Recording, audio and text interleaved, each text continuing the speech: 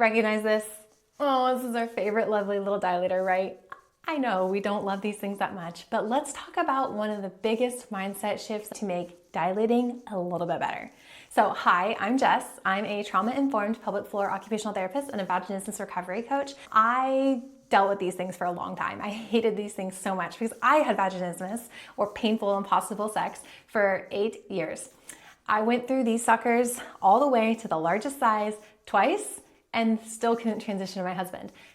So that made me spiral into a pit of despair multiple times, because why, if I can get that in, why could I not get him in? Oh, it's frustrating. So then you start at the bottom, go through all these again, and then you deal with burning and stinging and it won't go in, and you slowly spend forever trying to get it in. It's just exhausting. So how can we make this a better experience? So I work closely with my clients. We have our own dilator protocol that we do, but let me tell you, dilators are like 10% of what we do in our program for helping women get past the struggle of vaginismus and painful sex. They're a necessary tool, but they're not the end game story for vaginismus. They're a way that we can help support our bodies, but you know, if you're spending hours and hours dilating, we might be doing the wrong strategy. And so you don't need to spend forever doing this. We just need to kind of have the right approach when we do that. And now I can't necessarily break that approach down on a short little video here. That's something we go in depth over in our program. So if you're looking for a tried and true, more research-based, kind of better strategy for using things like dilators, but more importantly, just the bigger picture of getting past vaginismus, let's chat. I would love for you to book a free consultation call where we can talk more about your story, what you've been through, and share more about what it looks like to work with us. I promise these calls are super encouraging, and it's such a joy for us to get to hear your story. And we would love to make space for that, because you're important and it matters. But let's talk about what is one of the best mindset shifts we can do when dilating to make this a little bit of a better process. So the number one thing that I think is important with dilating is creating messages of safety. Safety is the key when you're using dilators. There are many things that you can do to help make this a safer situation. Mindset shifts are one of them. And so positive associations with dilators are going to matter more. So that means you don't force this sucker in. That means you do not try and just get it in there as much as possible. It also means that you don't sit there for 2 hours slowly getting in, because that's also negative. We want this to be a positive experience. And so if you get one in and it's like, oh, it was so beautiful and easy today, I love it, I want to try and see if I can get the next one in, stop for a second and think, would it be more beneficial for me to end on a good note and keep this positive? Or would it be better for me to see if I can make some improvement and keep growing in this? Both of those can be positive, but you have to assess your body and your needs in that moment to see which one would actually leave kind of more positive taste within your body for that dilator experience. Because I promise those positive connections with these are way better, because that leads towards safety. All of this is about inserting things into our vaginas that are safe. Currently, there's a lot of things that seem unsafe, but we're trying to make them safe. And so this is safety practice. Make sure it feels safe. The next mindset shift you can make is focusing more on growth than progress.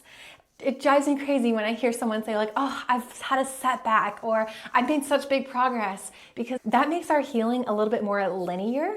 And when we have a linear pass-fail mentality, then our body feels unsafe, because it feels like it's being put on a test, or it feels like there's this thing that we eventually got to get to.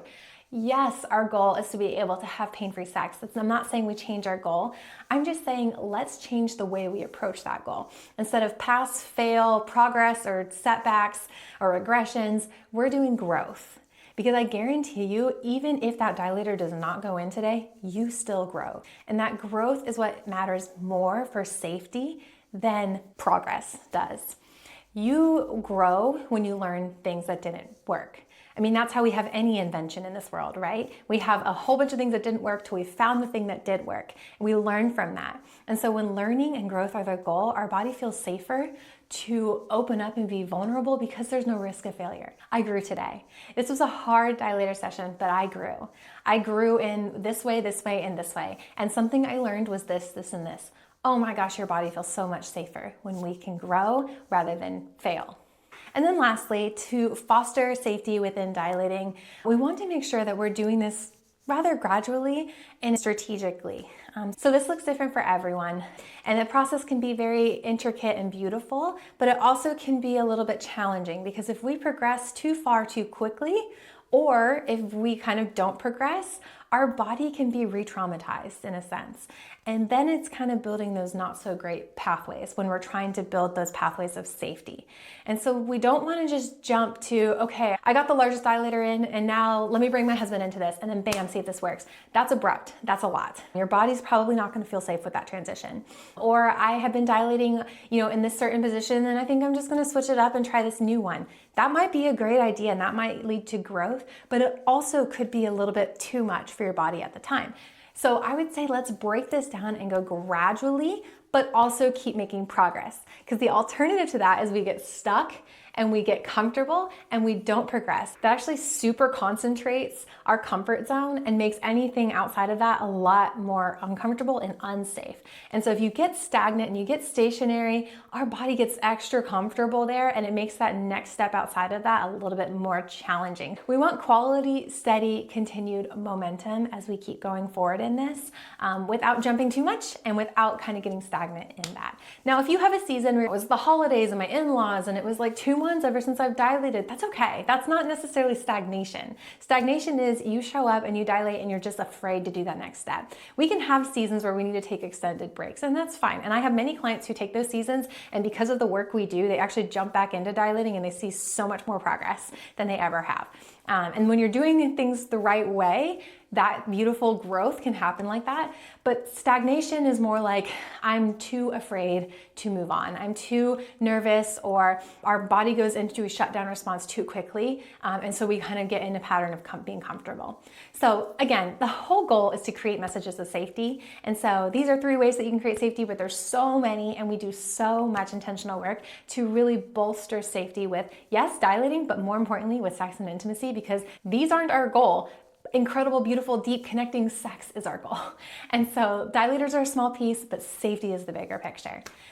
And if you're like, Jess, I need more, let's chat. I'd love to talk more about this. I'd love to get you past vaginismus and enjoying intimacy. Girl, I'm talking about like initiating. I'm talking about things like quickies, which were like a dream for me when I had vaginismus. It's like, how on earth did anyone ever do something so fast? It's so possible. So let's talk about how we can get you there so you can enjoy this, have fun with it. And safety is just something that happens so naturally and doesn't have to be curated so intentionally.